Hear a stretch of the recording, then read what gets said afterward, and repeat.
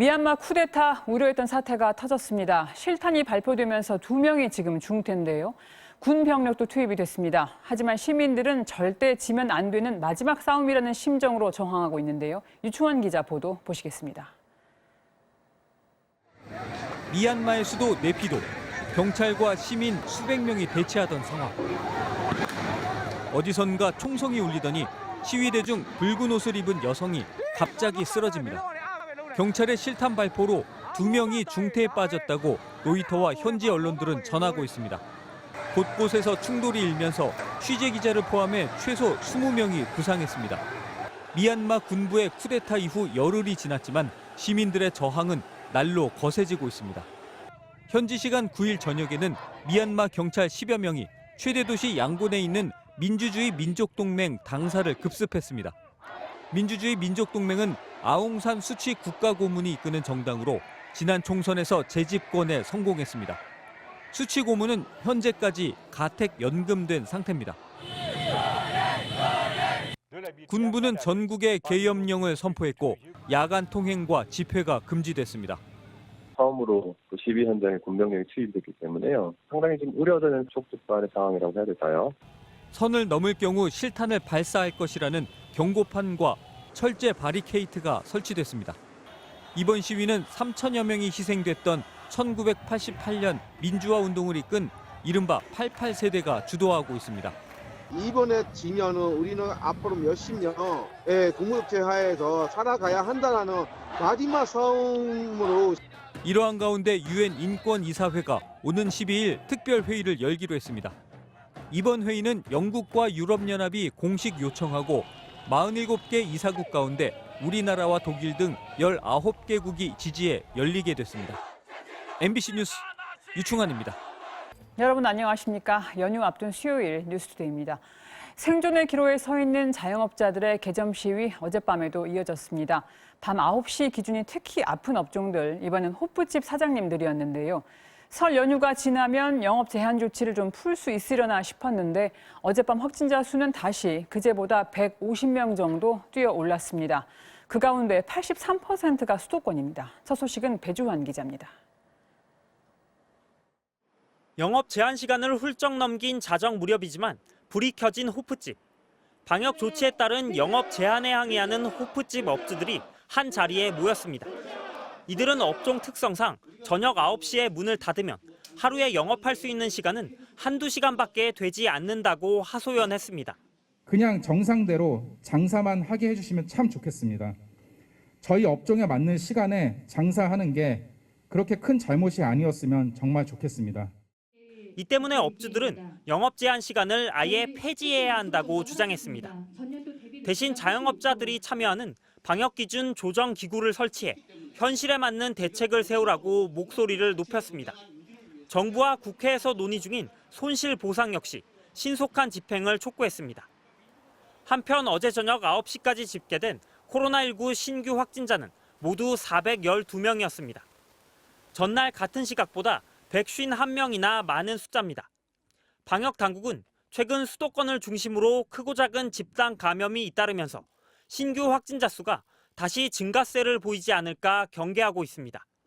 실제로 경기도 부천의 영생교 시설에서만 20명, 또 이 시설에서 생활하는 교인이 강사로 일하는 학원에서 33명이 지금까지 확진 판정을 받은 상황입니다. 방역 당국은 오늘부터 닷새간 이어지는 설 연휴 방역이 중요하다고 보고 있습니다. 이에 따라 연휴 기간 고속도로 휴게소에선 도시락 포장 판매만 가능해지고 내일부터 사흘간 고속도로 통행료는 정상 부과됩니다. 철도 역시 방역을 위해 창가 좌석만 이용할 수 있습니다. MBC 뉴스 배주환입니다. 네, 이번엔 미국으로 가볼 차례입니다. 트럼프 전 대통령 탄핵 심판 절차가 우리 새벽에 상원에서 시작됐습니다. 이르면 이번 주말에라도 표결이 있을 거란 예상도 있는데요. 미 의회 현장 연결해서 들어보겠습니다. 박성호 특파원, 지금 정확히 어떤 절차가 진행 중인가요? 네, 탄핵 심판 시작된 지 3시간 지났는데요. 오늘 어떤 절차냐 하면 형사재판에 빗대서 설명드리자면 하원이 기소한 탄핵안을 상원에서 심리하는 재판 첫날입니다. 오늘은 이 탄핵 심리 절차를 상원에서 그대로 진행하는 게 헌법에 맞는가 이걸 놓고 일단 4시간 동안 토론을 합니다. 현재 토론 진행 중인데 그걸 놓고 또 표결을 할 겁니다. 이건 이 과반수만 넘으면 되기 때문에 통과가 어려운 상황은 아닙니다.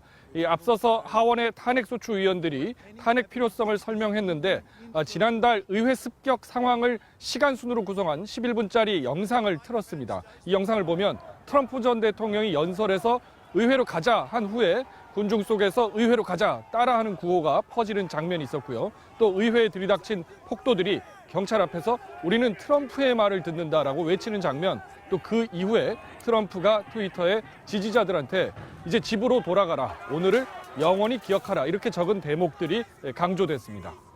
네, 백문이 불여일견이다 이거네요. 그러면 오늘 표결 결과 탄핵 절차 진행하는 걸로 결론이 나면 그 다음엔 뭘 하나요? 특히 최종 표결은 언제죠? 그 다음에는 이제 이 최종 표결부터 먼저 말씀드릴게요. 돌아오는 일요일 아니면 다음 주 월요일로 예상이 됩니다. 그러면 이제 그 다음에 뭘 할 거냐? 사실 트럼프가 무슨 일을 저질렀는가 이걸 따로 조사할 필요가 없어졌습니다. 이 사실관계가 공개 발언하고 트윗에 다 나와 있기 때문에 절차가 간단해졌는데요. 이 관련 발언 내용부터 들어보시죠.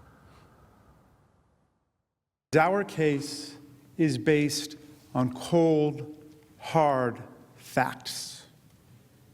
It's all about the facts. 네, 작년 우크라이나 스캔들로 상원에서 탄핵 심리할 때는 증인 불러서 며칠간 청문회도 했지만 이번에는 채택된 증인이 아직 없습니다. 이 탄핵 소추를 주장하는 쪽하고 트럼프 변호인 측이 각각 16시간 동안 변론하는 일정이 있는데 이건 일요일 전에 다 끝날 것으로 보입니다.